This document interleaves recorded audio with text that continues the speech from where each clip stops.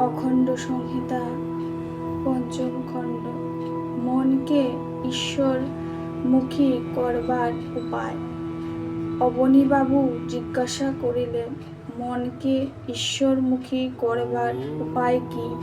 শ্রী শ্রী বাবামুনি বলিলেন, যাদের মন ঈশ্বরমুখী তাদের সঙ্গ এর সদুপায়। ধ্যানী বুদ্ধের মূর্তি দেখলে স্বভাবতই মনে একটা ধ্যান প্রবণতা আসে।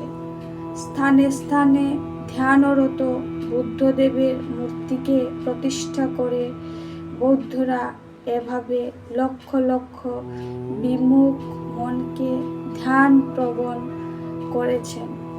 বর্তমান যুগেও এইরূপ ব্যবস্থা দরকার।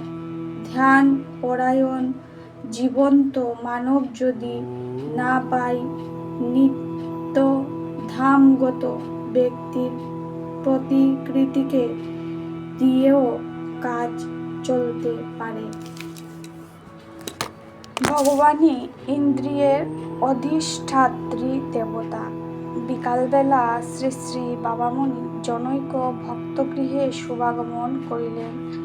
জনৈক জিজ্ঞাসা করিল, বাবামুনি, রিপুর জ্বালাই অধীর হইয়া পড়িলাম যে, কামনাকে অন্যায় বলে জানি, নিরন্তর অন্তরে সেই কামনাই আসিতেছে, উপায় করি কি? শ্রী শ্রী বাবামুনি বলিলেন, শরীরের প্রত্যেকটি অঙ্গ প্রত্যঙ্গে শ্রী ভগবানের অধিষ্ঠান চিন্তা করো।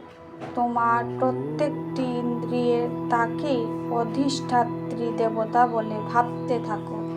চিত্তের উদ্দাম লালসা যে তাকে পাবারই জন্য, দেহ মন প্রাণ দিয়ে তার সঙ্গসুখ লাভের জন্য নিয়ত তাই ধ্যান করতে থাকো। মানুষের প্রতি চিত্ত আকৃষ্ট হলে চিন্তা করতে আরম্ভ করো সেই ভগবানের সাথে মিলনের কথা। তিনি সর্বজীবের অন্তরাত্মা। এভাবে কিছুদিন অভ্যাস করলেই রিপুর জ্বালা প্রশমিত হবে। হরি বল।